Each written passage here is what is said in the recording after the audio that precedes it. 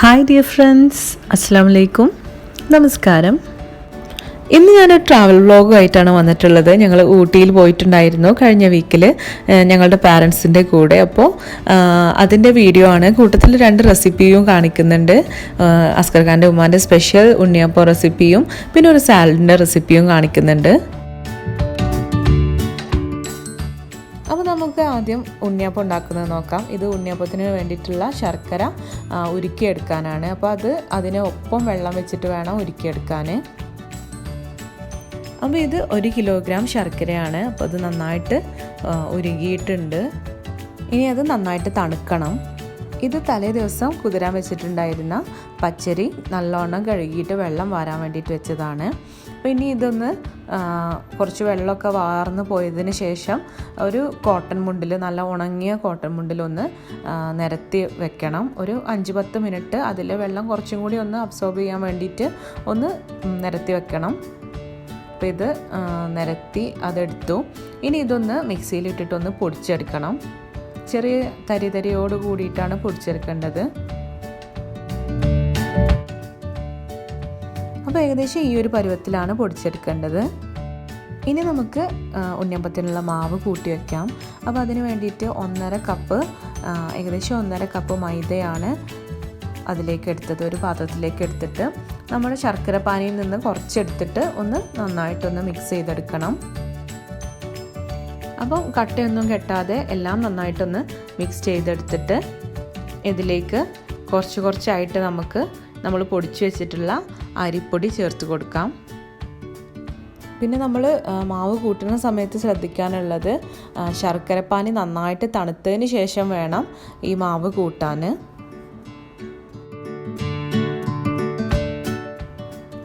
അപ്പോൾ നമ്മൾ മുഴുവൻ അരിപ്പൊടിയും ഇതിലേക്ക് ചേർത്ത് കൊടുത്തു.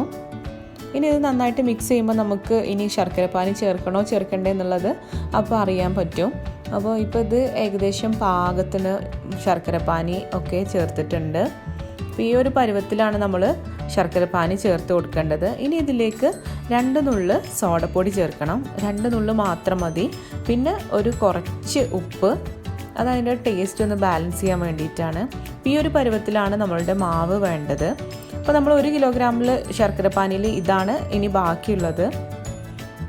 അപ്പോൾ മാവ് കൂട്ടി ഒരു 5-6 മണിക്കൂറിന് ശേഷമാണ് പിന്നെ നമ്മൾ ഉണ്ണിയപ്പം ചുടുന്നത്. അപ്പോൾ അതിലേക്ക് 1 ടേബിൾ സ്പൂണ് ഏലക്കായ പൊടിച്ചതും പിന്നെ കുറച്ച് തേങ്ങാക്കൊത്തും കൂടെ ചേർത്തിട്ട് നന്നായിട്ട് മിക്സ് ചെയ്യണം. അപ്പോൾ ഇത് ഉമ്മ രാവിലെ 10 മണിക്കാണ് മാവ് കൂട്ടി വെച്ചത്. എന്നിട്ട് വൈകുന്നേരം ഒരു 5 മണിയാകുമ്പോഴാണ് ഇത് ചുട്ടെടുക്കാൻ തുടങ്ങിയത്. അപ്പോൾ പാന് നന്നായിട്ട് ചൂടായിട്ടുണ്ട്. അപ്പോൾ ഇതിലേക്ക് വെളിച്ചെണ്ണയാണ് ഒഴിച്ചു കൊടുക്കുന്നത്. വെളിച്ചെണ്ണയാകുമ്പോൾ അതിനൊരു പ്രത്യേക തരം ടേസ്റ്റാണ്, നല്ല ടേസ്റ്റാണ്. അപ്പോൾ എണ്ണ നന്നായിട്ട് തിളച്ചു. ഇതിലേക്ക് ഇനി മാവ് ഇങ്ങനെ ഒഴിച്ചു കൊടുക്കാം.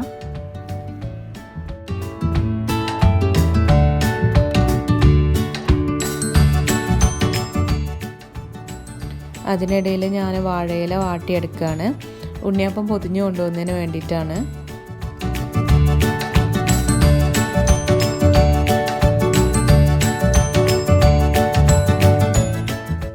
അപ്പോൾ നമ്മുടെ ഉണ്ണിയപ്പം നല്ല ഗോൾഡൻ ബ്രൗൺ കളറായി വന്നിട്ടുണ്ട്. അങ്ങനെ അത് എടുത്തതിന് ശേഷം ബാക്കിയുള്ള മാവും കൂടെ ഇങ്ങനെ ഒഴിച്ചിട്ട് ചുട്ടെടുക്കുകയാണ്. ഇത് ഏകദേശം ഒരു 100 ഉണ്ണിയപ്പോളം ഉണ്ടായിരുന്നു. എക്സാക്റ്റ് എത്രയെന്ന് അറിയില്ല, കാരണം കുട്ടികളൊക്കെ ഇടയ്ക്കിടയ്ക്ക് വന്നിട്ട് എടുത്ത് പോവുകയാണ്. കുട്ടികൾ മാത്രമല്ല, ഞങ്ങളും എടുത്ത് പോകുന്നുണ്ട്, എടുത്ത് കഴിക്കുന്നുണ്ട്. നല്ല ടേസ്റ്റ് ഉണ്ടായിരുന്നു.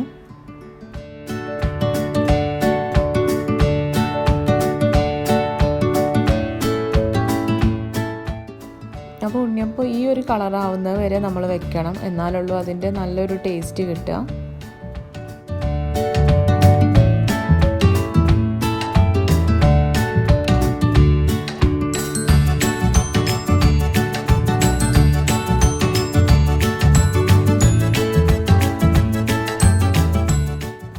അപ്പോൾ ഉണ്ണിയപ്പമൊക്കെ ഏകദേശം ചുട്ടെടുത്തു.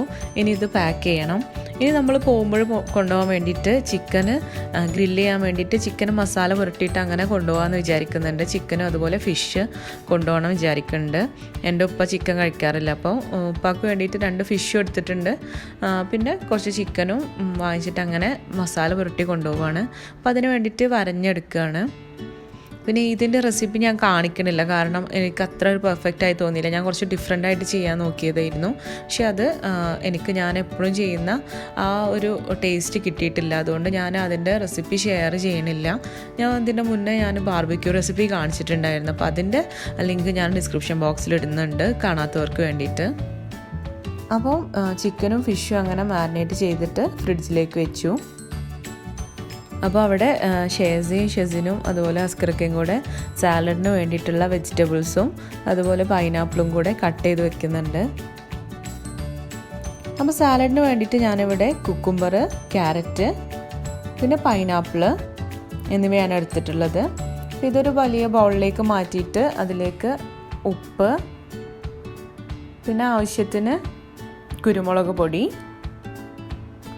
പിന്നെ ഒരു 2 ടേബിൾ സ്പൂണ് പഞ്ചസാര,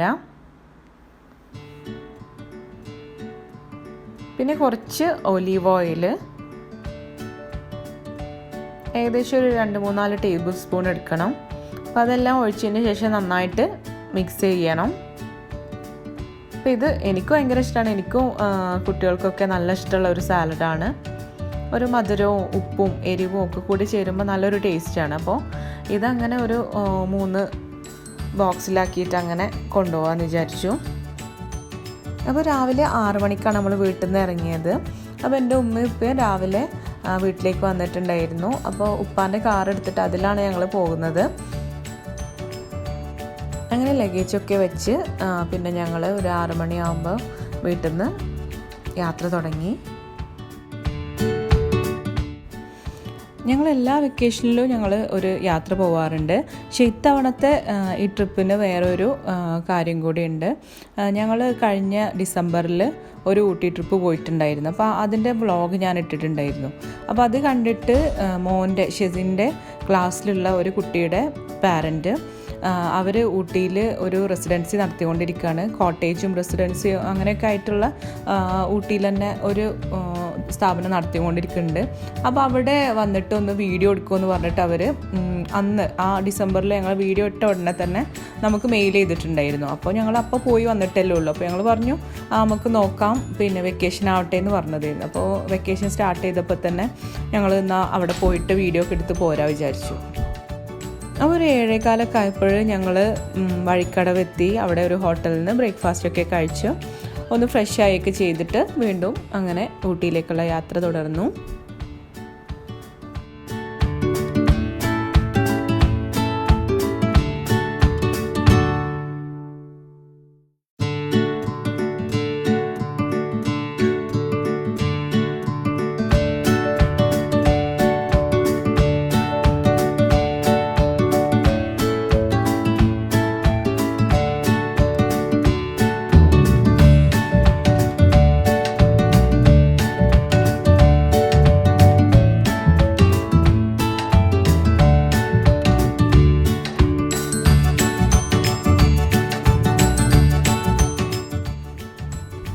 അപ്പോൾ ഇപ്പോൾ ഊട്ടി പോകുമ്പോഴും ഈ ഒരു പോയിന്റിൽ നിർത്താത്ത ആരും ഉണ്ടാവില്ല. ഈ ഒരു യൂക്കാലി മരത്തിൻ്റെ അവിടെ നിന്നിട്ട് ഒരു ഫോട്ടോയെങ്കിലും എടുക്കാത്ത ആരും ഉണ്ടാവില്ല എന്ന് എനിക്ക് തോന്നുന്നു. ഊട്ടിയിൽ ട്രിപ്പിന് വേണ്ടിയിട്ട് പോകുന്നവരൊക്കെ അങ്ങനെ എടുക്കാറുണ്ട്. ഞങ്ങളെല്ലാ പ്രാവശ്യവും ഇവിടെ നിർത്തിയിട്ട് ഫോട്ടോ എടുക്കാറുണ്ട്.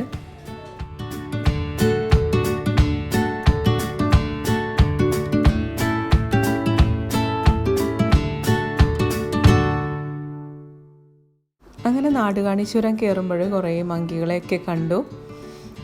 അവരവിടെ ഇങ്ങനെ ഇരിക്കുന്നുണ്ട്.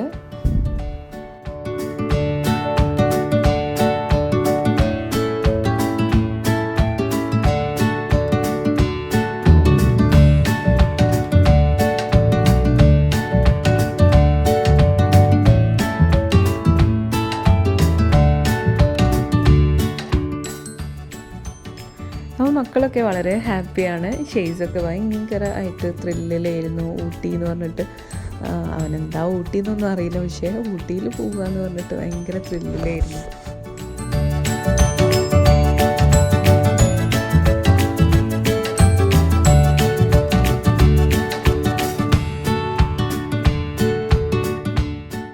അപ്പോൾ നമ്മളിപ്പോൾ നമ്മൾ നിൽക്കാൻ പോകുന്ന ആ റെസിഡൻസിൻ്റെ അവിടെ എത്തി തുടങ്ങി. ഇത് അതിൻ്റെ ഫ്രണ്ടിലുള്ള വ്യൂ ആണ്. നല്ല വ്യൂ ആണ് അവിടെ.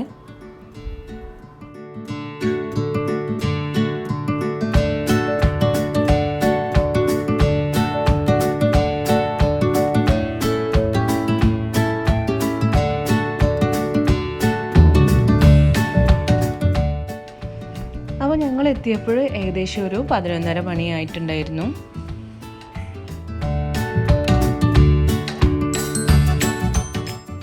അപ്പോൾ നമ്മളിപ്പോൾ നമ്മളുടെ ഡെസ്റ്റിനേഷനിലെത്തി. ഇതാണ് പാൽസ് റെസിഡൻസി.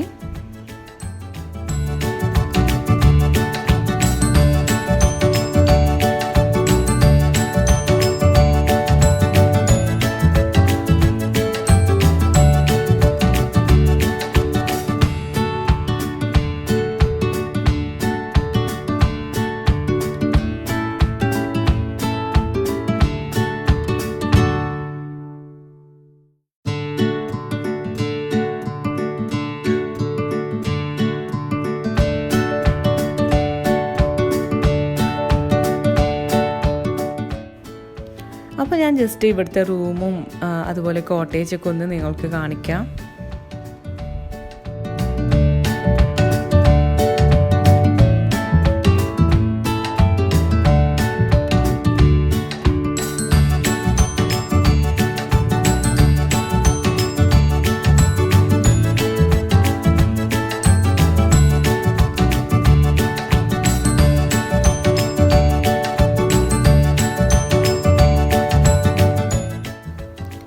അപ്പോൾ റൂമൊക്കെ നല്ല സ്പേഷ്യസ് ആണ്, അതുപോലെ ബാത്റൂമും നല്ല സ്പേഷ്യസ് ആണ്. ഒരു മിഡിൽ ക്ലാസ് ഫാമിലിക്ക് നല്ല എൻജോയ് ചെയ്ത് പോരാൻ പറ്റുന്ന രീതിയിലുള്ള എല്ലാ ഫെസിലിറ്റീസും ഇവിടെ ഉണ്ട്.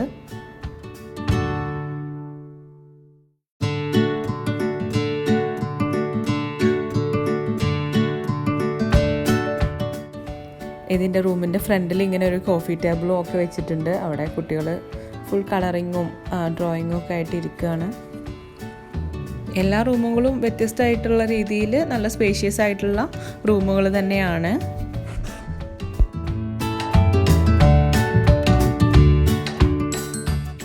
അപ്പോൾ മക്കളൊക്കെ ഇവിടെ ഡ്രോയിങ്ങും കളറിങ്ങും ഒക്കെ ആയിട്ട് ഇരിക്കുകയാണ്. അപ്പോൾ ഞാനും അസ്കർക്ക് അപ്പുറത്ത് കോട്ടേജും കൂടെ, അവരുടെ കോട്ടേജും കൂടെ ഒന്ന് വീഡിയോ ഒക്കെ എടുത്ത് വന്നു. അപ്പോൾ ഇതാണ് അവരുടെ ആ കോട്ടേജ്. അപ്പോൾ ഇതിൻ്റെ ഉള്ളും ഞാനൊന്ന് കാണിക്കാം.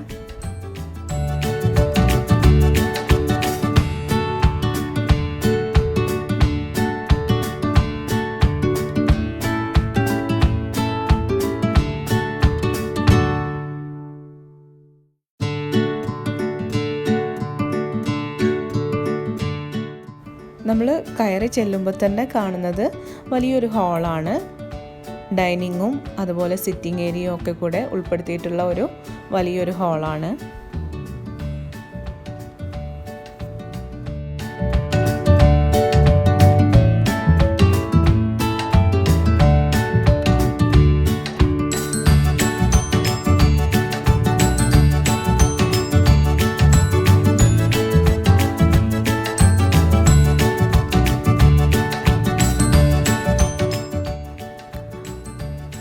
പിന്നെ ഒരു ചെറിയ കിച്ചൺ ഉണ്ട്, ഒരു സ്റ്റൗവും അതിലുണ്ട്. അപ്പോൾ നമുക്ക് അത്യാവശ്യം എന്തെങ്കിലും കുക്ക് ചെയ്യാനൊക്കെ ഉണ്ടെങ്കിൽ കുക്ക് ചെയ്യാം.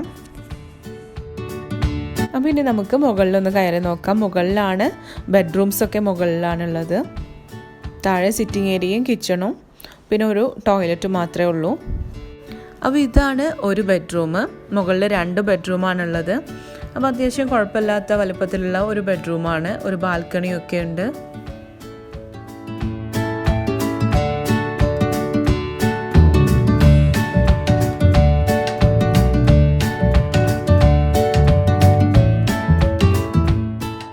ഇവിടെയാണ് ആ ബാൽക്കണി ഉള്ളത്.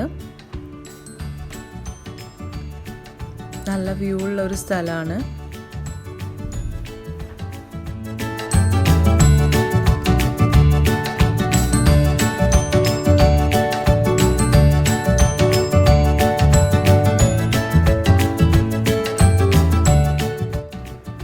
രണ്ട് ബെഡ്റൂമും ബാത്ത് അറ്റാച്ച്ഡ് ആണ്.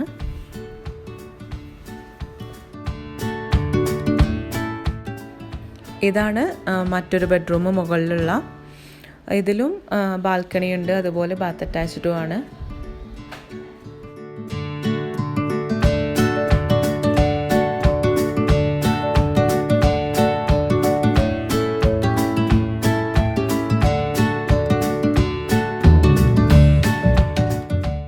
അപ്പോൾ ഈ 2 ബെഡ്റൂംസ് ആണ് മുകളിലുള്ളത്. താഴെ ഈ ഒരു സിറ്റിംഗ് ഏരിയയുടെ ഒരു കോർണറിലായിട്ട് ഒരു ടോയ്ലറ്റുമുണ്ട്.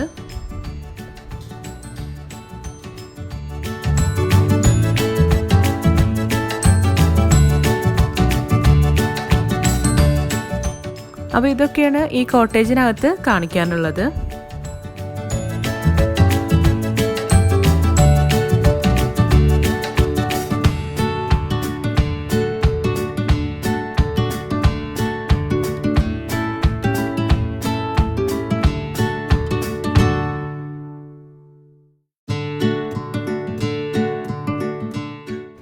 അപ്പോൾ ഞങ്ങൾ ഏത് സമയത്ത് എത്താന്നുള്ളത് ഇവരുടെ അടുത്ത് പറഞ്ഞിട്ടില്ലായിരുന്നു. അതുകൊണ്ട് ഫുഡൊന്നും റെഡി അല്ലായിരുന്നു. അപ്പോൾ ഞങ്ങൾ പുറത്തുനിന്ന് ഓർഡർ ചെയ്യിച്ചിട്ട് വരുത്തുകയാണ് ചെയ്തത്.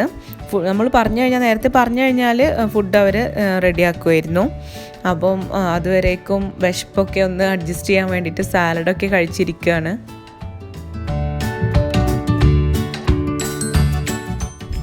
അപ്പം ഇത് അവരുടെ മുകളിലുള്ള ചെറിയൊരു റെസ്റ്റോറൻ്റാണ്. അപ്പോൾ ഞങ്ങൾ ഫുഡ് പുറത്തുനിന്ന് വരുത്തിയിട്ട് അവിടെ ഇരുന്നിട്ട് കഴിക്കുകയാണ് ചെയ്തത്. ഭക്ഷണം കഴിച്ചു കഴിഞ്ഞ് ഷേസിയും അസ്കറയ്ക്കും അവിടെ കിടന്ന് ഉറങ്ങിയിട്ടുണ്ടായിരുന്നു. എനിക്ക് കുറച്ച് എഡിറ്റിംഗ് ഉള്ളതുകൊണ്ട് ഞാൻ ഉറങ്ങിയിട്ടൊന്നും ഇല്ലായിരുന്നു. ഷെസിനും ഷെയ്സും അവിടെ കച്ചറയൊക്കെ കാണിച്ച് കളിച്ചും ഒക്കെ നടക്കുന്നുണ്ടായിരുന്നു. ഷെയ്സ് കബോർഡിലൊക്കെ കയറിയിരുന്ന് എന്തൊക്കെയോ കളിയിലാണ്.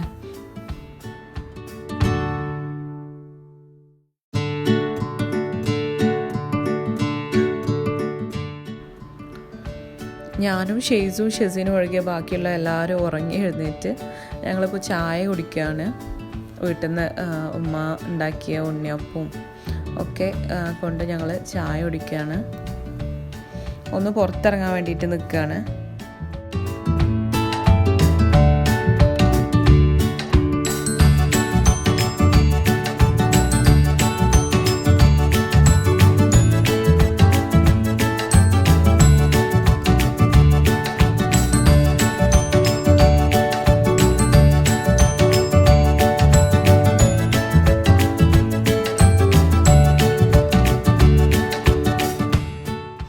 ചായയൊക്കെ കുടിച്ച് കഴിഞ്ഞതിന് ശേഷം പിന്നെ ഞങ്ങളൊന്ന് പുറത്തിറങ്ങി. ഷെയ്സ് കാറിൽ കയറി ഉടനെ തന്നെ ഉറങ്ങിയിട്ടുണ്ട്. ഷെസിനും അതുപോലെ ആ സൈഡിലിരുന്ന് ഉറങ്ങുകയാണ്. ഞാൻ പറഞ്ഞല്ലോ നേരത്തെ, ഞാനും ഷെസിനും ഷെയ്സും ഉച്ചയ്ക്ക് ഉറങ്ങിയിട്ടില്ല. രാവിലെ 4:30 എണീറ്റതാണ്. ഷെസിനും ഷെയ്സും ഒക്കെ 4:30 എണീറ്റതായിരുന്നു. അപ്പോൾ ബോട്ടിങ്ങിൻ്റെ അവിടെ എത്തി. അപ്പോൾ അവർ രണ്ടുപേരും വിളിച്ചുണർത്തുകയാണ് ചെയ്തത്. ബോട്ടിങ്ങിനൊന്നും പോയിട്ടില്ല, വെറുതെ അവിടെ പോയിട്ട് കുറച്ച് നേരം ഇരിക്കാമല്ലോ എന്ന് വിചാരിച്ചിട്ട് പോയതാണ്. ഊട്ടിയിൽ എന്തായാലും വരാനൊരു രസമാണ്. കാരണം അവിടെ എപ്പോഴും തണുപ്പുണ്ടാവുമല്ലോ. അപ്പോൾ പിന്നെ ഷോർട്ട് ഡിസ്റ്റൻസേ ഉള്ളൂ, നമ്മളവിടെ നിന്നൊക്കെ കുറച്ച് ദൂരമുള്ളൂ. അതുകൊണ്ട് നല്ലോണം എൻജോയ് ചെയ്ത് പോകാൻ പറ്റുന്ന ഒരു ട്രിപ്പാണ് ഈ ഊട്ടി ട്രിപ്പ് എന്ന് പറയുന്നത്. മറ്റേതൊക്കെ കുറേ യാത്ര ചെയ്യണം. മൂന്നാർ എന്നൊക്കെ പറയുമ്പോൾ ഞങ്ങൾക്ക് ഇവിടെ നിന്നൊക്കെ കുറേ യാത്ര ചെയ്യണം. അപ്പോൾ അതൊക്കെ ഭയങ്കര ഒരു മടുപ്പ് വരും. ഇതിപ്പോൾ കുറച്ച് ദൂരമായതുകൊണ്ട് നല്ലൊരു രസമാണ് ശരിക്കും പറയുകയാണെങ്കിൽ.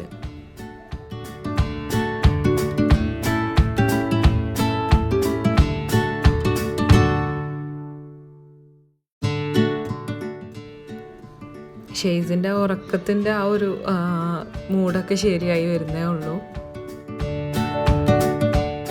ഞങ്ങൾ കുറച്ച് നേരമൊക്കെ ഇരുന്നതിന് ശേഷം പിന്നെ റൂമിലേക്ക് തന്നെ തിരിച്ചു പോയി. ഉപ്പ ഷെയ്സക്കും ഷെയ്സിനൊക്കെ ഷുഗർ ക്യാൻഡിയൊക്കെ വാങ്ങിച്ചു കൊടുത്തു.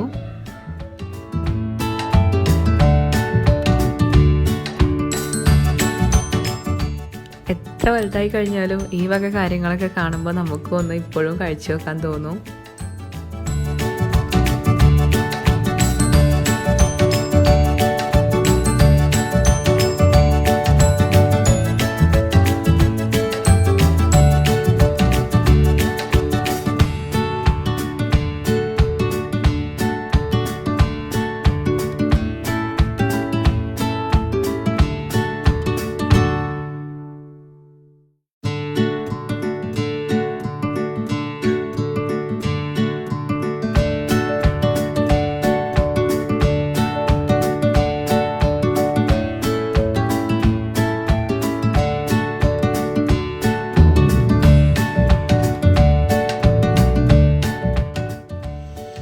അവിടെ ഒരു നഴ്സറി കണ്ടു, നല്ല ഫ്ലവേഴ്സുള്ള നല്ല പ്ലാന്റ്സ് ഉണ്ട്. അപ്പോൾ ഞാൻ വിചാരിച്ചു അതൊക്കെ വാങ്ങിക്കാൻ പറ്റും വിചാരിച്ചു. പക്ഷേ അതൊക്കെ ഡിസ്പ്ലേ പീസായിരുന്നു.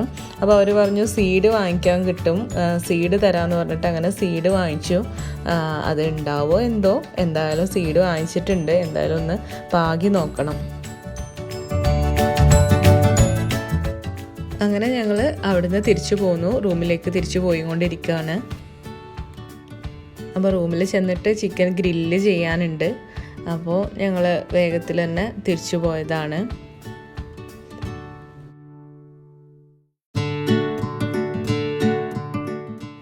അപ്പോൾ ഗ്രില്ല് ചെയ്യാനുള്ള അതിൻ്റെ ബോക്സും ചാർക്കോളും ജെല്ലൊക്കെ കൊണ്ട് തന്നെയാണ് നമ്മൾ പോയത്. പക്ഷേ കാറ്റുകൊണ്ട് ഭയങ്കര കാറ്റായിരുന്നു, ഭയങ്കര തണുത്ത കാറ്റും. അതുകൊണ്ട് നമ്മുടെ ജെല്ലൊന്നും ഫലിച്ചില്ല. ജെല്ലൊക്കെ അത് ഒഴിച്ചപ്പോൾ തന്നെ കത്തിപ്പോയി. പിന്നെ നല്ലോണം മെനക്കെട്ട് ഞങ്ങൾ വീശിയിട്ടൊക്കെയാണ് കത്തിയത്. അസ്കർക്ക് നല്ലോണം മെനക്കെട്ടിട്ടുണ്ടായിരുന്നു. ഞാൻ ഇടയ്ക്ക് എൻ്റെ ഇടത് കൈ കൊണ്ടുള്ള പോലെ എനിക്ക് വീശാൻ കഴിയും. അതുകൊണ്ട് ഞാനും കുറച്ച് നേരമൊക്കെ വീശിക്കൊടുത്തു. ഇടയ്ക്ക് ഷേഴ്സ് വന്ന് വീശി തരും. അങ്ങനെ എന്തായാലും ലാസ്റ്റ് കത്തി കിട്ടി, സംഭവം റെഡിയായി കിട്ടി. അപ്പോൾ എല്ലാവരും കഴിച്ച് കഴിഞ്ഞ് ലാസ്റ്റ് ഞാനും അസ്കർക്കയും കഴിച്ച് പിന്നെ ഞങ്ങൾ കിടന്നു.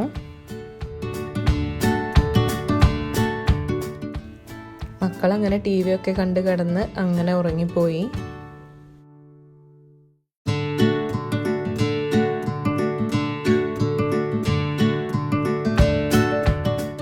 പിറ്റേ ദിവസം രാവിലെ ആയി.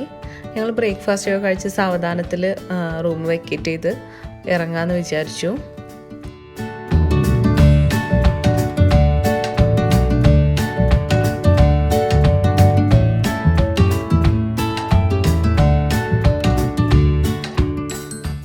ഒരു കാലിച്ചായൊക്കെ കുടിച്ചതിന് ശേഷം പിന്നെ മുകളിൽ അവരുടെ റെസ്റ്റോറൻറ്റിൽ നമ്മൾ ദോശ ഇഡ്ഡലിയൊക്കെ പറഞ്ഞിട്ടുണ്ടായിരുന്നു.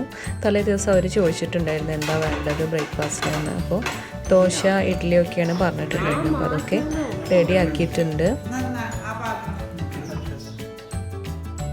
അപ്പോൾ അവരുടെ സാമ്പാർ നല്ല ടേസ്റ്റ് ഉണ്ടായിരുന്നു. സാമ്പാർ പൗഡർ ഉപയോഗിച്ചിട്ടുള്ള സാമ്പാറായിരുന്നു, നല്ല ടേസ്റ്റ് ഉണ്ടായിരുന്നു. എല്ലാവർക്കും നല്ല ഇഷ്ടമായി. ഇതാണ് അവിടുത്തെ കുക്ക് ജോൺ.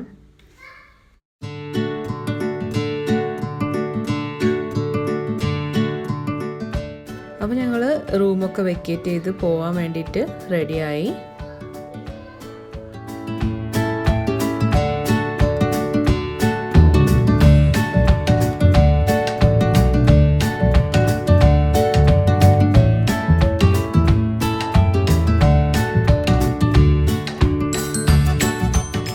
ഇതാണ് പാൽസ് റെസിഡൻസിയുടെ ഓണർ ഷിഹാബ്.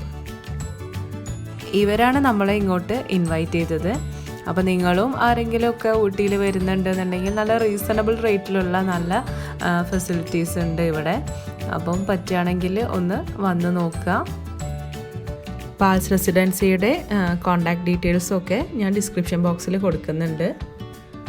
അപ്പോൾ ഞങ്ങൾ അവിടെ നിന്ന് ഇറങ്ങിയതിന് ശേഷം പിന്നെ നേരെ പോയത് ആവലാഞ്ചി എന്ന് പറയുന്ന ഒരു സ്ഥലത്താണ്. നല്ലൊരു നാച്ചുറൽ ബ്യൂട്ടി ഉള്ള ഒരു നല്ലൊരു സ്ഥലമാണ്, നല്ലൊരു ലേക്കൊക്കെ ഉള്ള ഒരു സ്ഥലമാണ്. അപ്പോൾ ഞങ്ങൾ അവിടെ പോകാൻ വേണ്ടിയിട്ട് തിരിച്ചതാണ്. അപ്പോൾ ഇതാണ് ആ ലേക്ക്. പക്ഷേ കുറച്ച് ഒരു 10-23 കിലോമീറ്റർ ഊട്ടിയിൽ നിന്ന് പോകുന്നതിന് ശേഷമാണ് ഈ ഒരു സ്ഥലം. അപ്പം നമ്മുടെ കൂടെ ഉമ്മ ഉപ്പ ഒക്കെയാണല്ലോ ഉള്ളത്. അവർക്കൊന്നും അത്രയും യാത്ര ചെയ്തിട്ട് ഈ ഒരു ലേക്ക് വന്ന് കാണാനുള്ള ഒരു മനസ്ഥിതിയൊന്നും ഉണ്ടാവില്ല. എന്തായാലും ഞങ്ങളൊന്ന് വന്ന് നോക്കിയിട്ട് ഞങ്ങൾ അധികമൊന്നും അവിടെ നിന്നിട്ടൊന്നുമില്ല. ജസ്റ്റ് നമ്മൾ കണ്ടതിന് ശേഷം തിരിച്ചു പോവുകയാണ് ചെയ്തത്. അപ്പോൾ ഇങ്ങനെ നാച്ചുറൽ ബ്യൂട്ടിയൊക്കെ ഇഷ്ടപ്പെടുന്ന ഒരാളാണെന്നുണ്ടെങ്കിൽ തീർച്ചയായും നിങ്ങളിവിടെ വന്ന് നോക്കിയാൽ നിങ്ങൾക്ക് ഇഷ്ടപ്പെടും.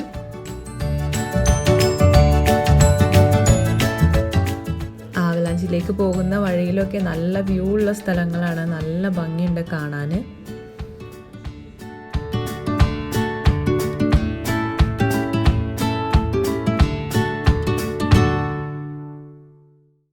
ഇത് ആവലാഞ്ചിയിൽ നിന്ന് തിരിച്ചു വരുമ്പോഴുള്ള ഒരു നല്ലൊരു വ്യൂ ഉള്ളൊരു സ്ഥലമായിരുന്നു. അപ്പോൾ ഞങ്ങൾ ജസ്റ്റ് നിർത്തിയിട്ടൊന്ന് വീഡിയോ ഒക്കെ എടുത്തിട്ട് പോന്നു.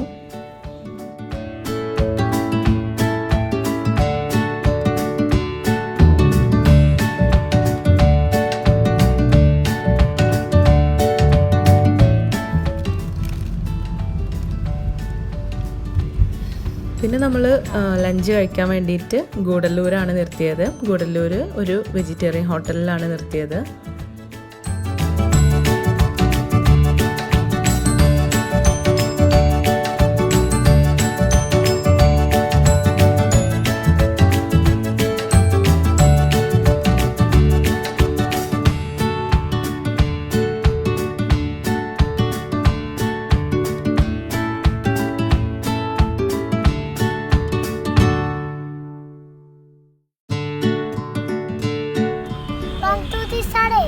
Ready? 1, 2, 3, start.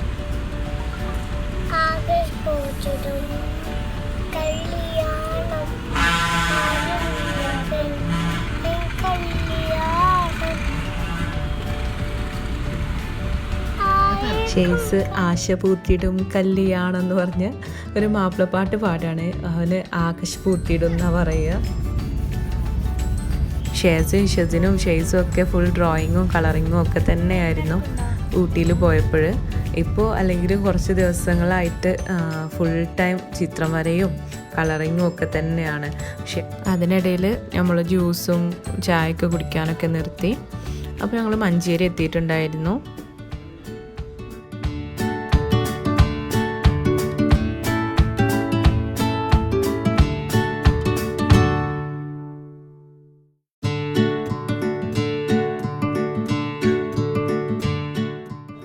അങ്ങനെ നമ്മൾ വീട്ടിലെത്താനായി. ഞങ്ങളൊരു 6 മണി ആയപ്പോഴത്തേക്ക് വീട്ടിലെത്തി. ഉമ്മയും ഉപ്പയും ഒക്കെ വീട്ടിലേക്ക് തന്നെ തിരിച്ചു പോയി. ഞങ്ങളവിടെ ഇറക്കിയതിന് ശേഷം എൻ്റെ ഉമ്മയും ഉപ്പയൊക്കെ തിരിച്ചു പോയി. അപ്പോൾ ഇതാണ് ഇന്നത്തെ വീഡിയോ. നിങ്ങൾക്കെല്ലാവർക്കും ഇഷ്ടപ്പെട്ടു എന്ന് വിചാരിക്കുന്നു. ഇനി ഇതുവരെ ചാനൽ സബ്സ്ക്രൈബ് ചെയ്യാത്തവരുണ്ടെങ്കിൽ ദയവായിട്ട് സബ്സ്ക്രൈബ് ചെയ്യണം. പുതിയ വീഡിയോസിൻ്റെ നോട്ടിഫിക്കേഷൻ ലഭിക്കുന്നതിന് വേണ്ടിയിട്ട് ആ ബെല്ലൈക്കൺ കൂടെ ഒന്ന് പ്രസ് ചെയ്യണം. അപ്പോൾ ഇനി അടുത്ത വീഡിയോയുമായിട്ട് ഇനിയും കാണാം. അതുവരേക്കും ടേക്ക് കെയർ, ബൈ.